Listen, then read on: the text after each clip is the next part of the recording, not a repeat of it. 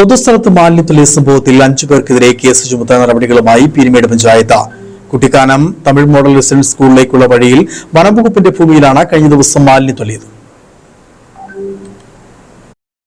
മാലിന്യം പരിശോധിച്ചപ്പോൾ ലഭിച്ച വിവരങ്ങളുടെ അടിസ്ഥാനത്തിൽ ഇവ തള്ളിയവരിൽ 7 വ്യക്തികളിൽ 5 പേരുടെ വിവരങ്ങൾ കണ്ടെത്തി.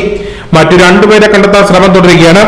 മേൽവിലാസങ്ങൾ ലഭിച്ചതോടെ കേസെടുക്കുന്നതിന്റെ ഭാഗമായി മഹസർ തയ്യാറാക്കുന്ന നടപടികൾ ആരംഭിച്ചു.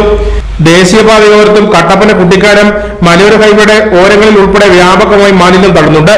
രാത്രികാലങ്ങളിൽ വാഹനങ്ങളിൽ എത്തിക്കുന്ന മാലിന്യങ്ങളാണ് ആളൊഴിഞ്ഞ മേഖലകളിൽ തള്ളുന്നത്. മാലിന്യം തള്ളുന്നവരെ കണ്ടെത്താൻ പ്രധാന സ്ഥലങ്ങളിൽ പഞ്ചായത്ത് ക്യാമറകൾ സ്ഥാപിച്ചിരുന്നു. ഇതോടെയാണ് തിരക്കൊഴിഞ്ഞ മറ്റ് പ്രദേശങ്ങളിലേക്ക് കൊണ്ടുപോയി മാലിന്യം നിക്ഷേപിക്കാൻ തുടങ്ങിയത്. News bureau, Peermade.